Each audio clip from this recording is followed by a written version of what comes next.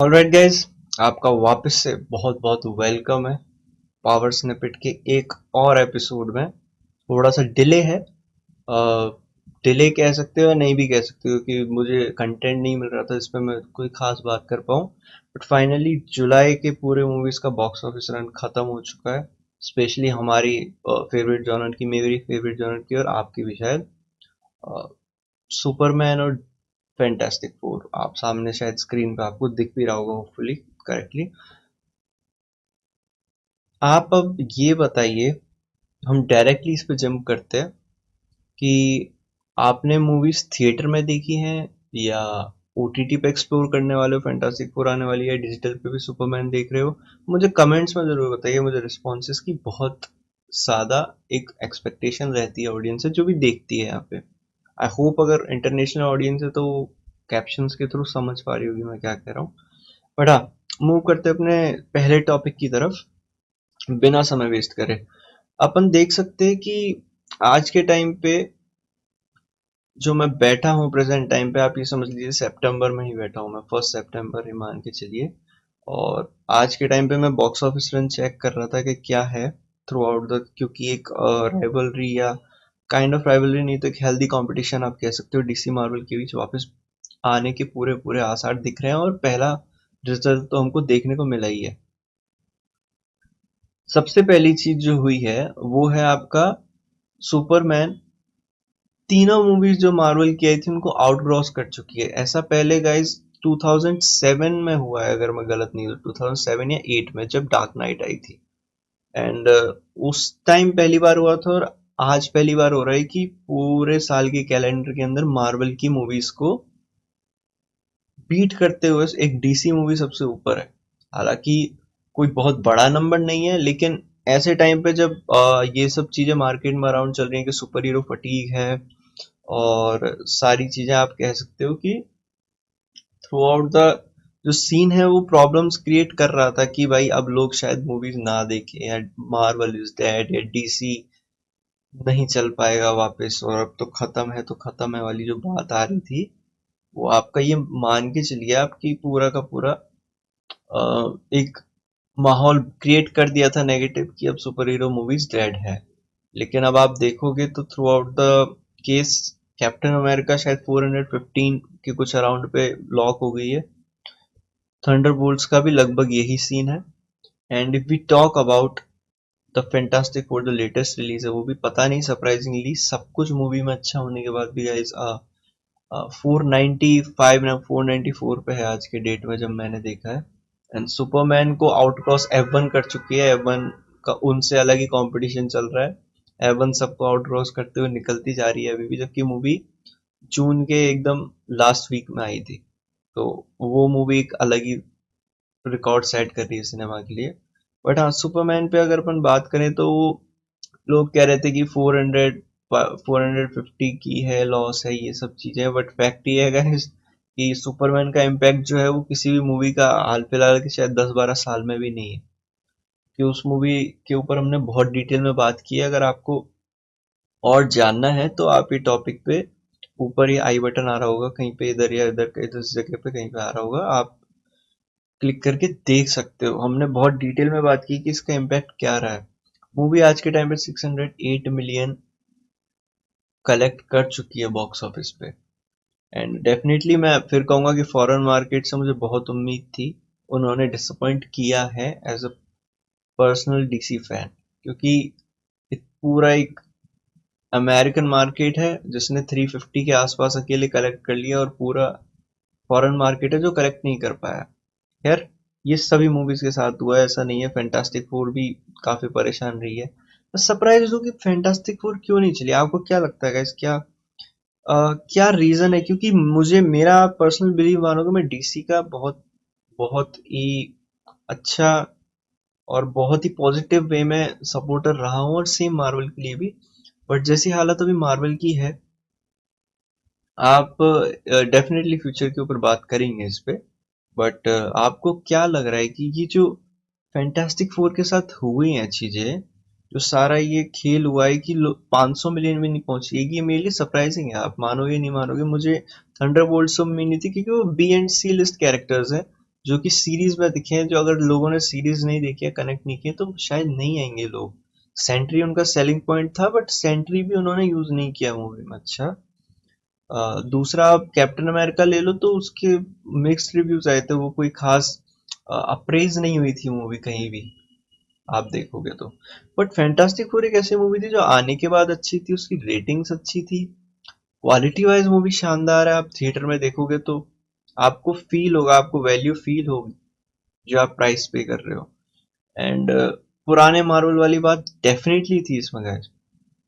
But आप क्या मानोगे, मैं ये मान के चल रहा था यार कि कम से कम नहीं तो ये मूवी 700 जाएगी और ये सुपरमैन को क्रॉस करेगी इजीली, ये मेरा बिलीव था। क्योंकि देखो, एक्टर्स है पेड्रो पास्कल, काफी फेमस एक्टर है वो आज के टाइम पे, काफी फ्रेंचाइजीज के साथ है। फिर फैंटास्टिक फोर को एक अच्छे लेवल पे उन्होंने रीबर्थ दिया, एक तरीके से एक अच्छा रिबूट दिया। मूवी बहुत इंपॉर्टेंट होती पर्सपेक्टिव के हिसाब से।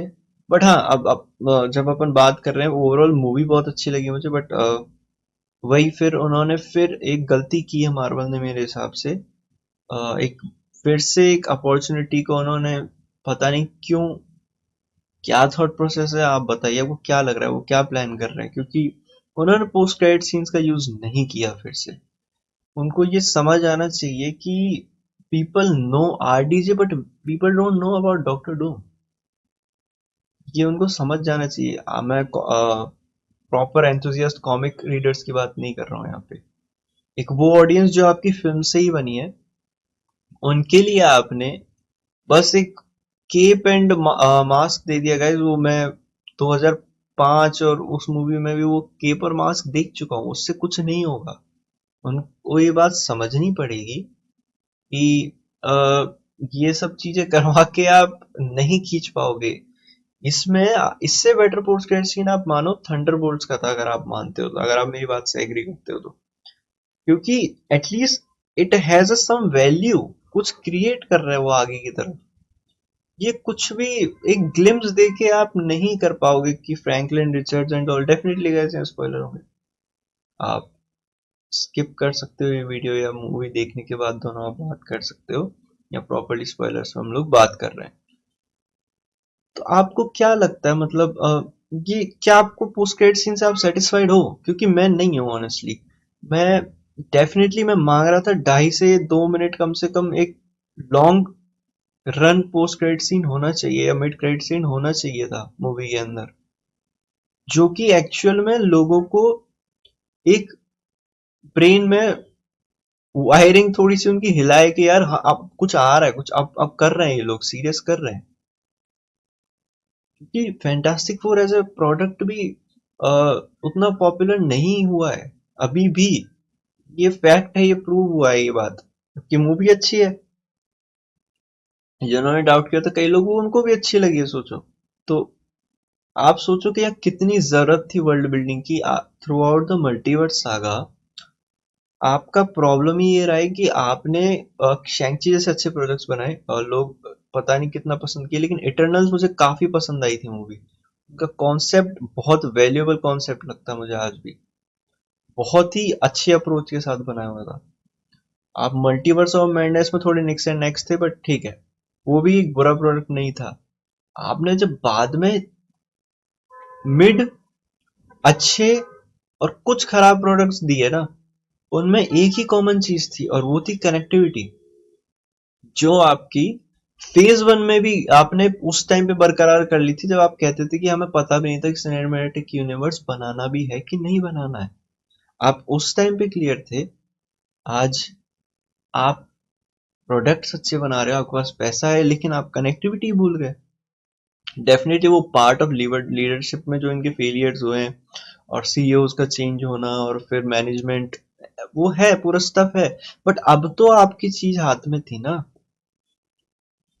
मतलब मैं नहीं समझ पा रहा हूँ क्यों ऐसा क्यों है कि मैं स्पाइडरमैन ब्रांड न्यू डे के अंदर ही पोस्ट क्रेडिट डालूंगा।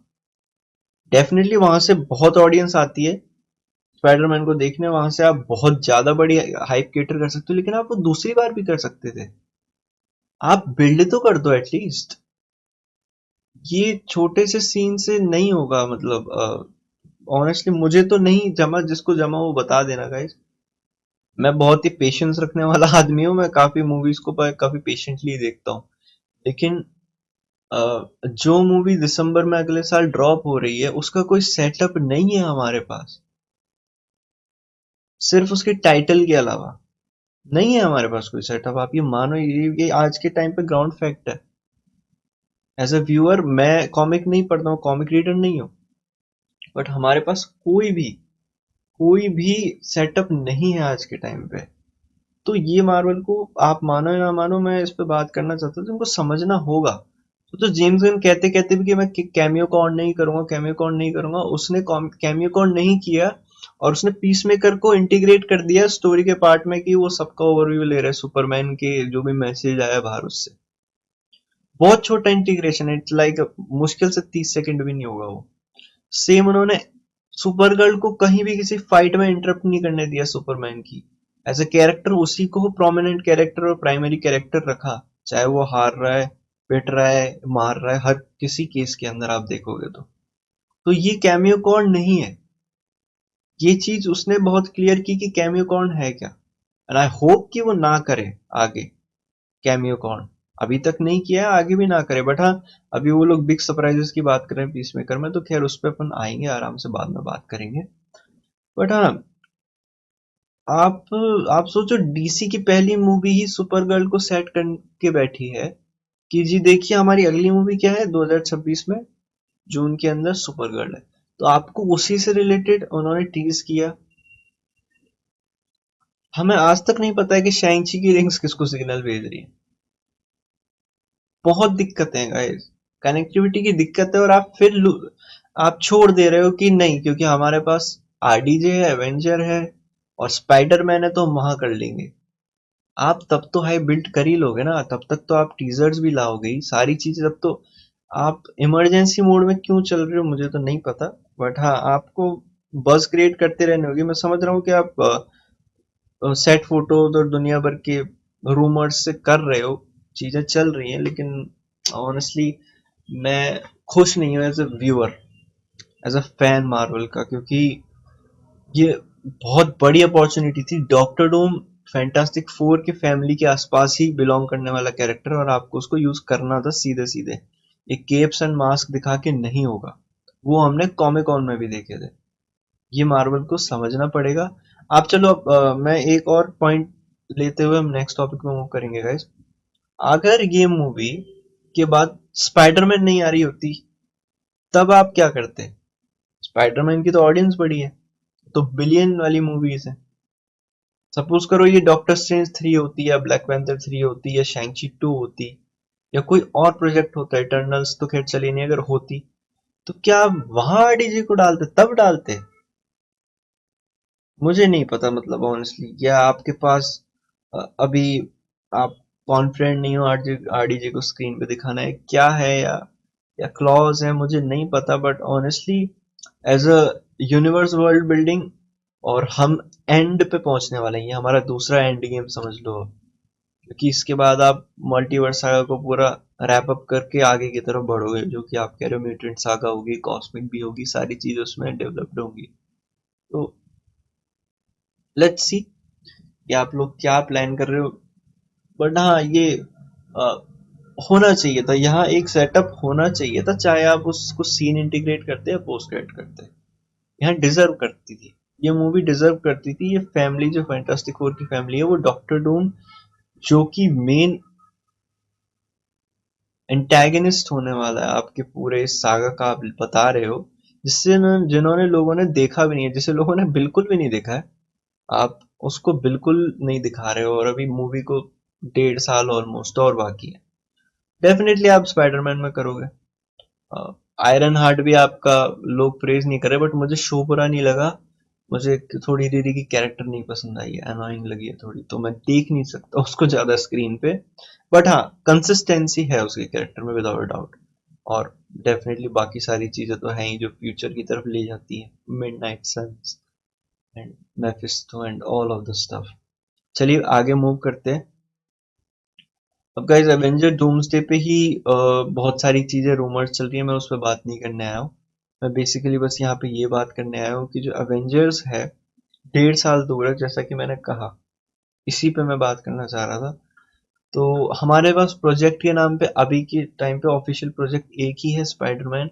और आपके पास एक ही मूव है, एक ही, आप कह लीजिए दाव आपको खेलना होगा स्पाइडरमैन के अंदर, जिससे आप आरडीजे के डॉक्टर डूम को लाओ। अगर आपने तब भी नहीं किया ना, तो ये समझ लेना कि मैं ये मान के चलूंगा कि अब आपका वो मैनेजमेंट और लीडरशिप स्ट्रेटजीज और वो आइडियाज ही खत्म हो गए, क्रिएटिविटी ही खत्म हो गई। क्योंकि ना तो वो बिजनेस पर्सपेक्टिव से कोई बहुत अच्छा मूव मानता हूँ मैं, ना ही मैं वो क्रिएटिव साइड से मानता हूँ। तो जब डूम्सडे आएगी, और क्योंकि आरडीजे बहुत सारे सीन्स रीशूट कर रहे हैं, ये भी खबर आई है, बहुत सारी चीजें हैं, तो मैं देखना चाहूंगा कि आगे क्या होता है क्या नहीं होता है। एंड डूम्सडे पे रूमर्स के अलावा कुछ बात करने को है नहीं गाइस, कोई कुछ कंटेंट ही नहीं आया। कंटेंट क्या है बताओ, वही तो बात है। फैंटास्टिक फोर में एटलीस्ट इतनी बस बननी चाहिए थी कि हम 2-4 महीने तक, वो थ्योरीज ही नहीं बन रही हैं, कोई थ्योरीज नहीं बन रही है। जो जिन्होंने बहुत डीपली कॉमिक्स पढ़ी है वो बहुत सारी कलेक्टिव स्टोरीज को लेके एक थ्योरी क्रिएट कर पा रहे हैं, उनके अलावा कोई थ्योरीज नहीं बना पा रहा है। आपने कुछ कंटेंट ही नहीं दिया। उससे पहले के प्रोजेक्ट्स कहीं भी डूम्सडे को रेफर नहीं कर रहे हैं। तो बहुत दिक्कतें हैं ये मार्वल को। मैं बार बार हाईलाइट करने की कोशिश कर रहा हूँ, ये बात ये नहीं है कि सुपरमैन 600 कर गया और आप 500 रह गए। बात ये है कि अगर आपकी अगली मूवी बड़ी नहीं होती, तो फिर उसका कोई डेप्थ नहीं है, लोग जा ही नहीं रहे थिएटर में, आपको समझना होगा। ये as a studio, as a creator आपको समझना होगा। बस इतना ही मैं कहना चाहूंगा, और होपफुली ये मूवी मैं कोई ब्लंडर ना हो एटलीस्ट, क्योंकि इसके अलावा हमारे पास कुछ है नहीं फिर। It is the biggest bull we can put in a fight, बस इससे बड़ा कुछ है नहीं। स्पाइडरमैन डेफिनेटली एक अपनी वैल्यू होल्ड करता है, लेकिन स्पाइडरमैन बिना यूनिवर्सेस की वैल्यू होल्ड करता है गाइस। वो सुपर हीरो का किंग है, उसको किसी भी यूनिवर्स की जरूरत नहीं है अपने आप को प्रूव करने के लिए। इसलिए आप डेफिनेटली वहां भी यूज करते और यहाँ भी आप कुछ देते, ये आपका बनता था। जो इवेंट आप यहाँ दिखा सकते थे, जो इंट्रोडक्शन आप यहाँ दिखा सकते थे, उसका फॉलो अप आप स्पाइडरमैन में दे सकते थे। आप लोगों को अच्छा कंटेंट दे सकते थे। चलो खैर, मूव करते गाइस। मेरे हिसाब से अब हम डीसी की तरफ ही बढ़ेंगे। आ, कुछ और है तो मैं एक बार क्लियर कर लेता हूँ। Okay, Batman part 2 guys. Batman part 2 हमारी सभी की एंटिसिपेटेड मूवी है।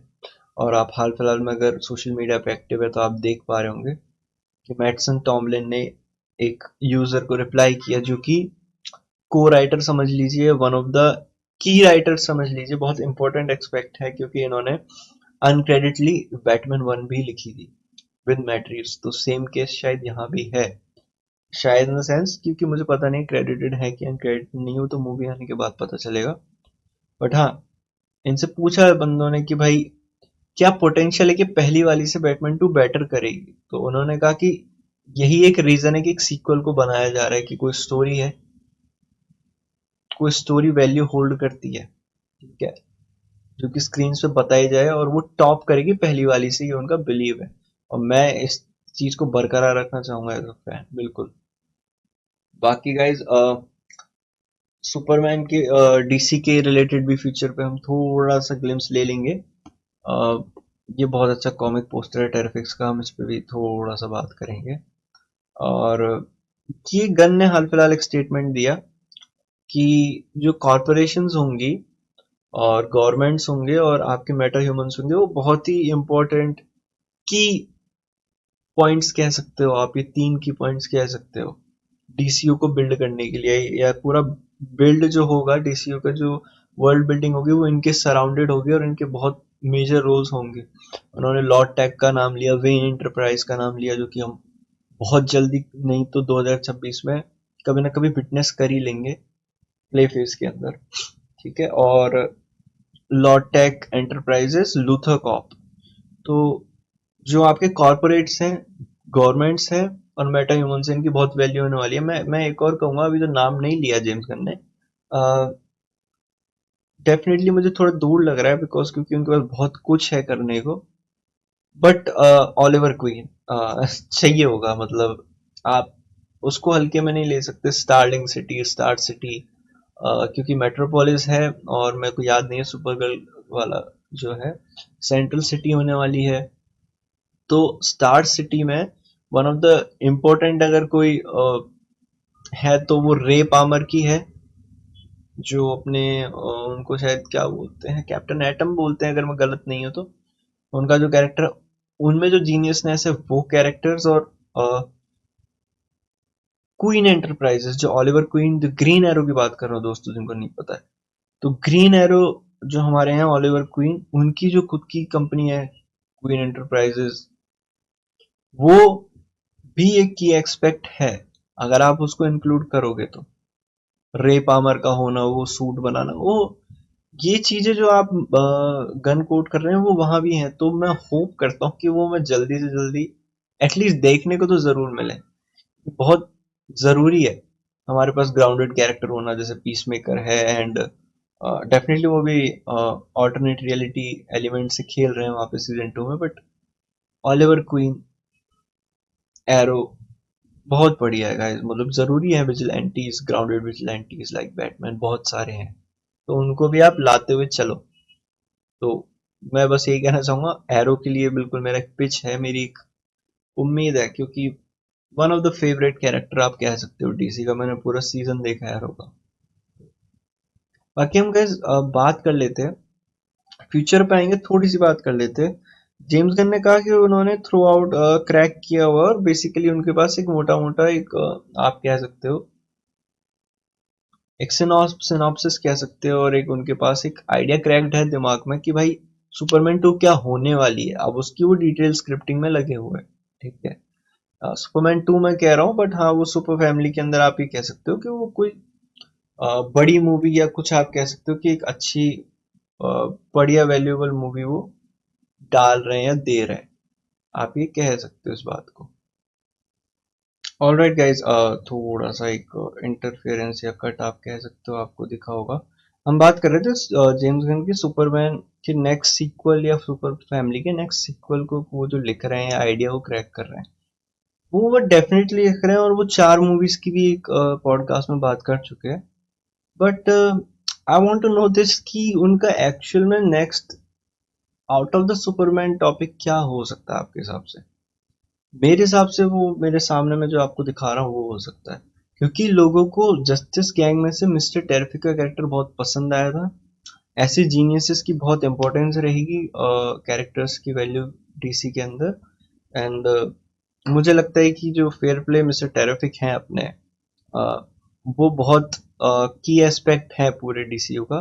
तो शायद या तो उनके ऊपर सोलो मूवी है, या जो आप देख रहे हो सामने मेटामॉर्फो एंड मैं प्लास्टिक मैन है, और इनका नाम नहीं जानता हूँ जो फीमेल है, इनका टेरिफिक्स का जो टीम है वो शायद वो ब्रिंग बैक कर सकते हैं, या ये कहूँ कि कॉमिक्स से हमको स्क्रीन पे देखने को मिल सकता है।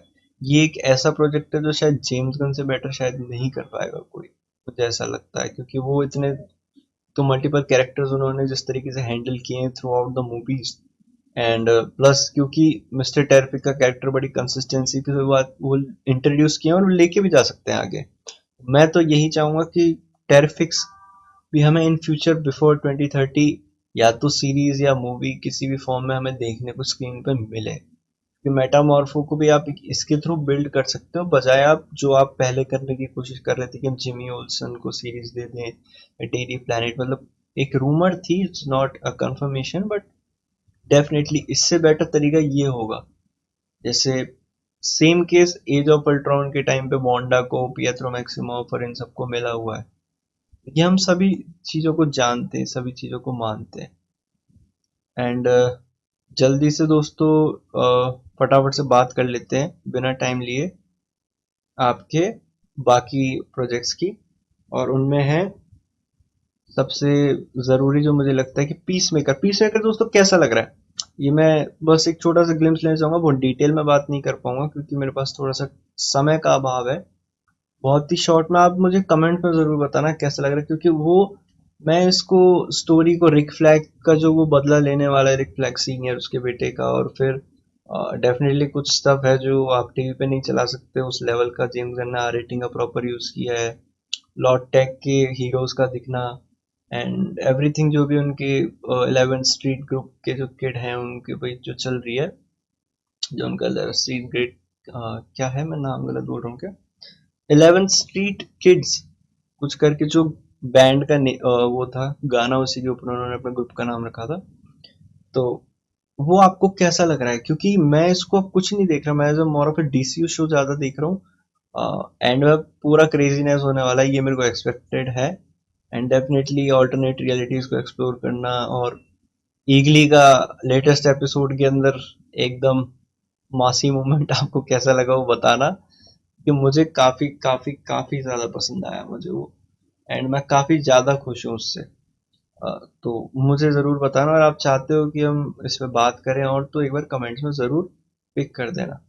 एंड अब दोस्तों हम बात करते हैं आए हुए गॉथम न्यूज़ एजेंसी की तरफ से, या आप देख सकते हो वैन्स दिख रही हैं, कार्स दिख रही हैं गौतम पुलिस की, तो आप समझ लीजिए कि क्ले फेस से ये सीन्स आए हैं, और मैं बहुत रिवील नहीं करूंगा। एक तो आया जो काइंड ऑफ मोर स्टोरी में इंडल्ज करेगा, तो वो मैंने नहीं डाला है दोस्तों इसमें। नेक्स्ट अभी रिसेंट आया दोस्तों, ये आप देख सकते हो, city of Gautam fire department, and ये हॉस्पिटल का है। एंड आप बाकी सारी news vans and police cars को देख सकते हो। तो और मैं ये और बताना चाहूंगा ऑडियंस को, ये लिवरपूल में ही शूट हो रही है, लिवरपूल में ही दोस्तों द बैटमैन शूट हुई है, जो मैट्रिक्स वाली है, रॉबर्ट पैटिंसन वाली। तो it is the same city. अब यहाँ से क्योंकि नॉर्मल कैमरा से ली गई है, तो हम कुछ नहीं कह सकते कि एम्बियंस, सिनेमेटोग्राफी, सारी चीजें कैसी होंगी, गौथम दिखेगा कैसे, बट वो बहुत जरूरी है। मैं चाहता हूँ कि इस पे वो बिल्कुल भी कमी ना छोड़े, और मैं उम्मीद करता हूँ कि जेम्स गन इस चीज को बहुत अच्छे तरीके से इम्प्लीमेंट करेंगे फॉर द गौथम, क्योंकि बैटमैन बहुत इंटीग्रल पार्ट है डीसी का एंड डीसीयू का, आप चाहे उसको कहीं भी देख लो। अगेन एक और फोटो जो पुलिस की, और ये बैज जो है वो क्लियर करता है कि मैट रिव्स के यूनिवर्स में नहीं है। लोग अभी भी लगे पड़े हैं कि नहीं वो है, और मैं नहीं देखता अभी भी, मैं उसे एज अ डिफरेंट देखता हूँ, और मैं उसको ऐसे ही देखना चाहता हूँ, क्योंकि वो टोन डिस्टर्ब करेगा। वही बात है। बाकी मुझे नहीं लगता कि कुछ और मिसिंग है, बाकी सारी चीज़ों पे हमने बढ़िया बात की है। आप देख सकते हो, अगर आपको लुक लेना है और अच्छे से थोड़ा, फोटोज तो बहुत क्लियर नहीं है, बट हाँ आप देख सकते हो पोस्टल सर्विस है, और ये फायर डिपार्टमेंट हो गया, ये आपका गॉथम्स जनरल हॉस्पिटल हो गया, तो ये आप बहुत क्लियरली देख पा रहे होगे गाइज। मोस्टली आप ये कह सकते हो कि अभी तक जो था, a man is only as good as his bird, तो मैं अभी आपको एंड में इतना ही कहना चाहूंगा दोस्तों, कि थोड़ा सा जो डीसी का फ्यूचर है, अब आप देखोगे तो कैसा आई लाइंड अप है अगले साल। Supergirl, green lantern and clay face, काफी बड़े प्रोजेक्ट। एक तरफ आपको गौथम दिखेगा, एक तरफ आपको सुपरगर्ल दिखेगी, एक तरफ आपको ग्रीन लैंटर्न जैसा एक अलग ही स्पेस कॉप एडवेंचर देखने को मिलने वाला है विद ग्राउंडेड स्टोरी। तो वो बहुत इंटरेस्टिंग होगा, मेरा फेवरेट एंड एंटिसिपेटेड शो होने वाला है वो, पूरी डीसी में से। 2027 को देखते हैं दोस्तों। अभी तक ऑफिशियली हमारे पास तो बैटमैन 2 है, लेकिन आप ये मान के चलो जिस हिसाब से जेम्स गन साहब स्क्रिप्टिंग करते हैं और मूवीज को डायरेक्ट करते हैं, हमें अगले 2027 के शुरुआती दौर में ही मैं सुपरमैन का जो सीक्वल है, या फिर उसके जो फैमिली में जो इंटीग्रेशन सीक्वल आप कह सकते हो, वो 2027 में मान के चल रहा हूँ। और हाल फिलहाल एक रूमर उड़ के आई है दोस्तों मेरे पास, सोर्स का नेम अभी याद नहीं है। उन्होंने ये कहा है कि डीसी प्लान कर रहा है एक बहुत बड़ी मार्केटिंग की 2027 में एज ट्रिनिटी। मतलब आप मान के चलो वो क्या करने का प्लान कर रहे हैं, कि शायद वंडर वुमैन मूवी भी 2027 में ड्रॉप करेंगे, द बैटमैन 2 के थ्रू वो द बैटमैन को बोलेंगे, एंड देन वो सुपरमैन को तो डेफिनेटली ला ही रहे हैं, जितना मेरा बिलीव है।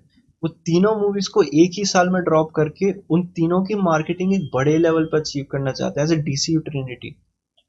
तो ये एक बहुत इंटरेस्टिंग रूमर निकल के आई। अगर आप सोचो, आपको 2027 में द बैटमैन 2 भी देखने को मिल रही है एल्सवर्ल्ड से, बैट बैटरीज कह सकते हो, बैटरीज स्पिन ऑफ से, एंड वहीं पे आपको सुपरमैन फिर से देखने को मिल जाता है 2 साल के अंदर ही, एंड आपको वंडर वुमैन भी इंट्रोड्यूस हो जाती है दोस्तों।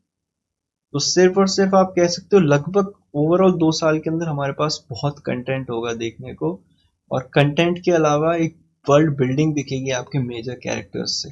तो बहुत एक्साइटमेंट है। मैं मान के भी चलता हूँ क्योंकि वंडर वुमैन की स्क्रिप्ट भी शायद एना नेगवेरा लिख रही हैं, और अभी भी मेरे हिसाब से वही लाइंड अप है। तो बहुत बढ़िया ही कुछ ना कुछ वो बनाने वाले हैं, और जल्द ही बना देंगे। अगर उन्होंने टाइमली स्क्रिप्ट पूरी की तो शायद ये सच हो सकता है गाइस, क्योंकि अभी तक कोई शो लाइंड अप नहीं है एज एन ऑफिशियल 2027 में। और 28 में आप मान के चलो, मैं उम्मीद करता हूँ ब्रेव एंड द बोल्ड इनका बहुत फोकस प्रोजेक्ट होगा 2028 के लिए, क्योंकि सेम कैलेंडर में डेफिनेटली नहीं लाने वाले। बाकी आप अपने थॉट्स जरूर बताना दोस्तों कमेंट्स में। मैं टेरिफिक्स चाहता हूँ, मैं ग्रीन एरो को भी देखना चाहता हूँ, और भी बहुत सारी चीजें थ्रू आउट द चीज चल रही है। उन्होंने फ्रैंक ग्रिल्लो से भी पीस मेकर के उसमें जो उनका प्रीमियर हुआ था उसमें शायद बोला था कि इट्स सीक्रेट प्रोजेक्ट्स पे वो अभी काम कर रहे हैं। तो वो सीक्रेट प्रोजेक्ट शायद टेरिफिक्स हो, या कुछ ऐसा हो जिसमें रिक फ्लैग सीनियर का और इम्पोर्टेंस हो, क्योंकि वो उसकी भी वैल्यू लेके चलने वाला है। आप मान के चलो Frank Grillo as a Rick Flag senior हम उनको बहुत बार बहुत इंटीग्रल वे में दिखने वाले हैं। एंड मैं देखना चाहूंगा कि लेक्स लूथर जेल से भागता है या फिर उसकी कहानी कहीं और ही चली जाती है। तो थैंक यू गाइस, थोड़ा बड़ा ही हो गया क्योंकि बहुत दिनों बाद आया हूँ, but we will see you in the next power snippet. Good bye.